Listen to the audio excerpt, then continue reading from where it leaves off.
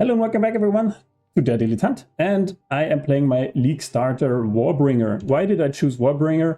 I had my guide out for the Boneshatter warrior, and this is one of the strongest League starter I believe you can have at the moment. It's very strong for any warrior class, and all the warrior classes have some kind of benefits in the end. I chose the Warbringer as it is the least used at the moment, I think. So everyone is playing Smith, and Titan also is very much played. Warbringer not so much. And now that I'm played it, it's kind of, I mean, it has like Warcries explodes corpses for 25% damage, so you have another layer of dealing damage to the enemies after the Boneshatter.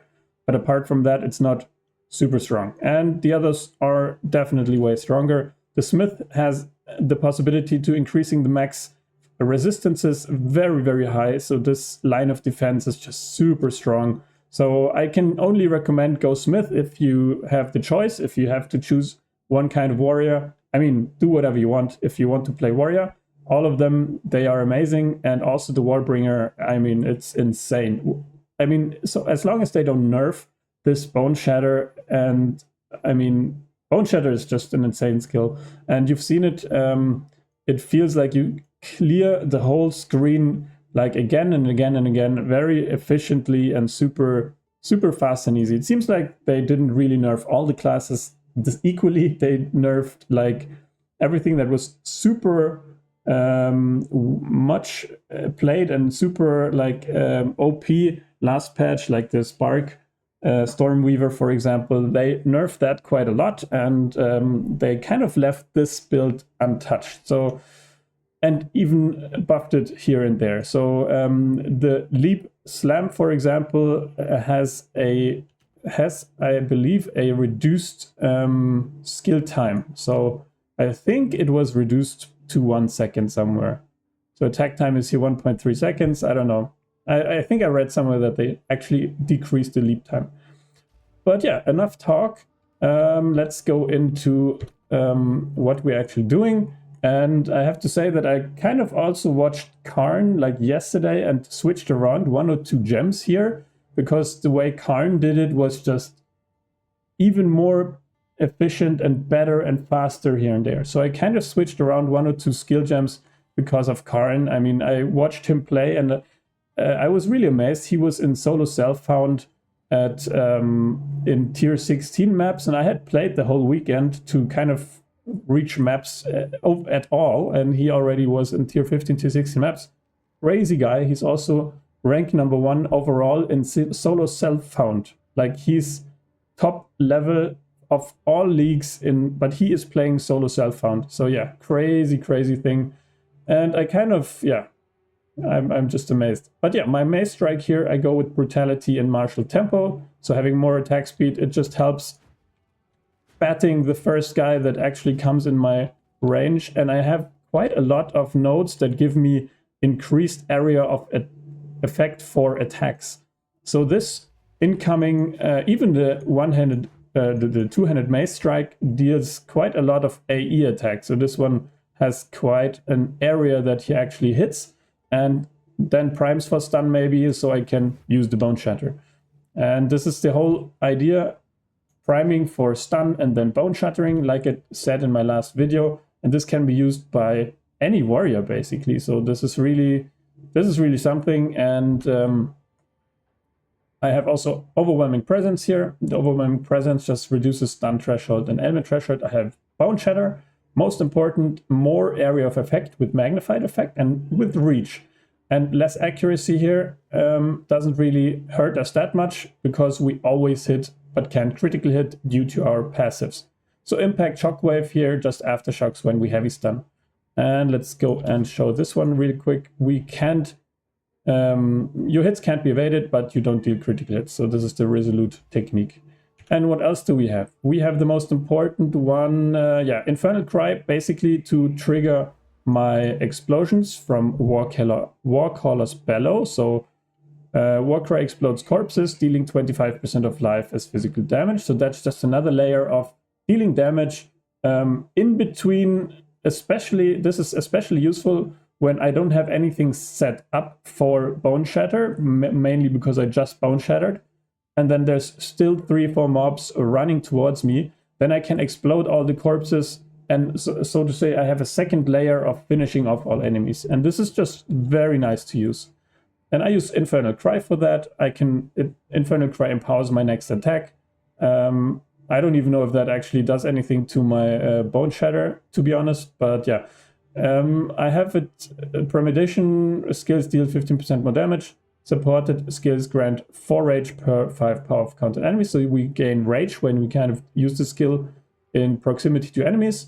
And Enraged Warcry, consume 10 rage, and empowered skills deal 30% more damage. So this should net 45% more damage when we have the empowered attack.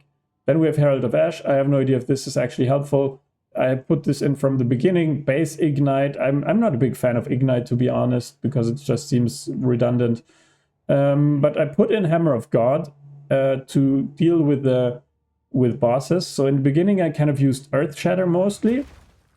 And if we do it twice, we have 6 spikes that we can explode with a War Shot. And that also deals quite a bit of damage. But I felt like Hammer of God is even better at spiking enemy bosses' HP. So I put in Fist of War, have it ancestrally boosted, Fire Infusion for more extra fire damage, and supported skills consume 10 rage to deal 35% more damage. Then we have Leap Slam.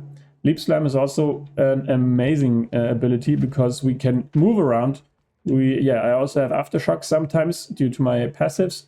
But yeah, we have more stun build-up, and this one is the best. I mean, Overpower, and then Brink. Brink is really amazing because we cannot reach 100% stun, and this is really amazing. As I said in my last guide, you sometimes have to tune in your damage and your stun build-up so you don't stun the enemies in the first hit, because you need to prime them for stun, and this is exactly what this one does.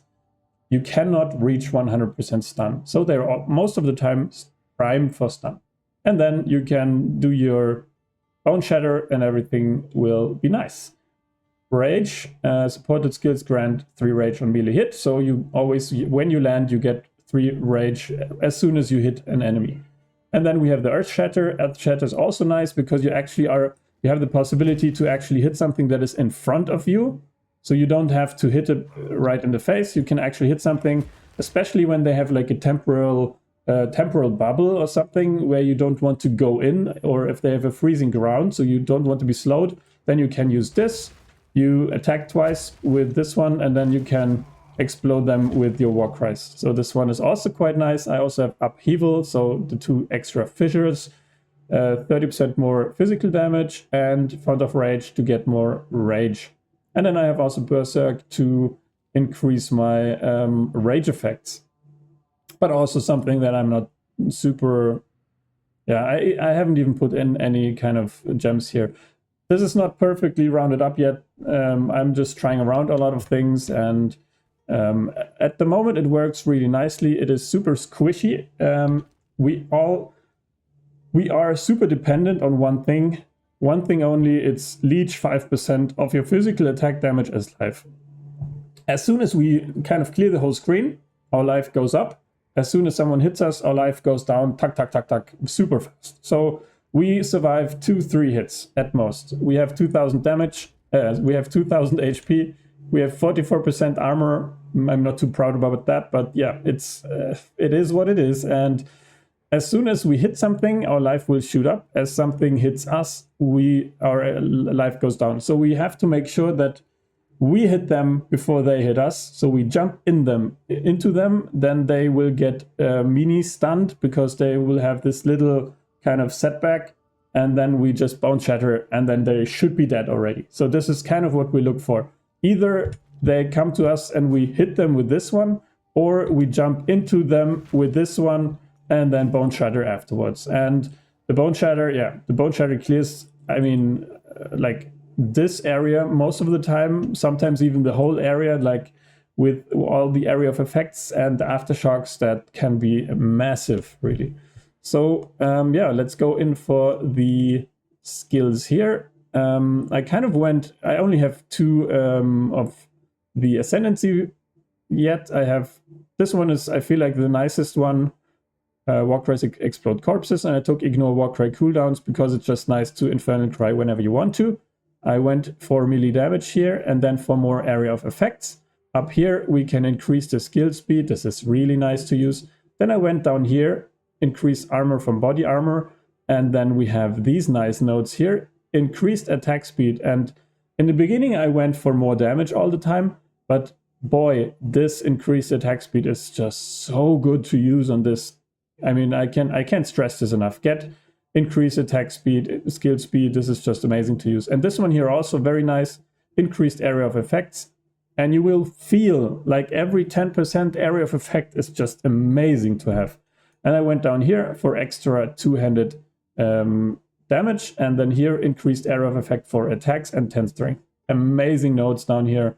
I mean, I can't stress this enough. And this one I just took because I had like 2-3 points over. Also, stun threshold. It's so good to have stun threshold. Seriously, people will hit you. A lot of things will hit you. Get stun threshold like as much as you can. Then I went down here. I kind of hesitated to take the reduced attack speed, but it's 40% increased damage, so I just ended up taking it at some point. Then we have the shockwaves, increased area of effect. Yeah, I mean, you know the drill. And increased area of effects. Then increased stun threshold once more, and ailment threshold. We have down here unbending. Then we have this one, resolute technique. Talked already about this one. We have this one down here, walk rise, empower an additional attack, so you can do it twice. Then the whole mace thingy here. You could add these two as well. I mean, they wouldn't hurt, I guess. And then I went down here. I just tried to get as much strength as possible to at some point be able to one hand wield a two-handed mace, but I will need like 400, 500 strength to do that, and I'm still at 280, so I'm very far away from that yet. But I'm trying to set up, like going there, getting more strength. Also, strength gives more HP. I don't even have good jewels yet, so yeah, I basically have, I think, one jewel that doesn't really do anything for me right now, so maybe I should go get some good jewels.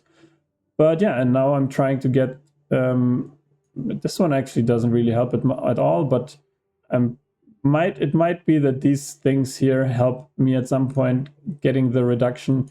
And there's also increased attack speed over here. So yeah, this is something that I really, really like having, increased attack speed. This is at the moment the build. I think the warrior builds all look very similar. And I mean, you can also run with battle shouts. You can also have a build that goes kind of is built around battle shouts. You can also try to have a build that is more focused on earth shatter, and there's a few more other possibilities. But by very far, this combination of just attacking and then bone shattering everything from mapping, this is just the most insane and really, really strong. I can only recommend you try it out on your warrior. You will be, if you haven't done it yet, if you don't know this, I mean, just do it until it's getting nerfed at some point. I mean, at the moment they nerfed everything else so much that this kind of build is so insanely strong compared to everything else, I feel like. And you can also see it on the ladder boards. If you check out the ladder boards here, I mean, that's just insane. You have like a lot of warriors down here. Especially, let's go check out like solo self-found. I mean, here is cArn. He's level 30, 93 already. I mean, how long has this been going? We played like for 2 days now? What the fuck? He's 93. Jesus Christ. The first one, Smith. Third one, Smith. Fourth, Titan. Then the sixth. Seventh is also Titan. Smith. Jesus, Smith, Titan. We actually have a Stormweaver here and there. That's insane. Someone plays Stormweaver. Smith. But yeah, and you get the point. Like, let's go in for the normal league. There should be less warriors here. Ritualist, Pathfinder, Stormweaver. And here's a Warbringer, actually. Methman. Nice. Very nice. And then we have Titan, Smith, another Warbringer, Smith, Titan, Smith. There's so many warriors here. It's crazy. There's so many warriors. Titan, Smith, Warbringer, Smith. It's insane. And that's what I meant. I mean, this build here, that works for every warrior class. And this is just like, this is without going into the ascendancy and kind of adding on top of the rest of it. So yeah, I will kind of keep you updated on what I'm doing, and kind of I will try to guide you through. If you're new to this, I will try to give you an idea what you have to do. I mean, in the end, you just have to find a two-handed mace that deals as much damage as possible. So a lot of physical damage. And I also have mana leech here and life leech here, because this is kind of, you want 5 to 10% life leech at some point. You will just need it. And it's a build that actually is super stressful to play, because you're at the brink of death all the time. You're at the brink of death. And you have to be like super, like, it's not a relaxed play style. You have to be like on top of it all the time. You have to exactly calculate how much damage you can take, how much, what is the timing? Can I jump in and stun everyone for a tiny portion of time and then finish them off with the Boneshatter, or will I die? And I died like a lot of times already with this character. So luckily I'm not playing hardcore. I have died 176 times. Yeah, you know, enjoying not playing hardcore, so to speak. But yeah, thank you guys for tuning in. Leave me a like on the channel. Follow the channel if you would like some updates in the future. I will also update all my old guides as well, especially the Contagious Chronomancer. I'm very interested to see what it does now. Also my Detonate Dead Blood Mage, I'm super interested what he will be like in the next patch. And yeah, let me know what you guys think. What are you playing in this league? How has your experience been? Thank you guys for tuning in. See you soon. Bye bye.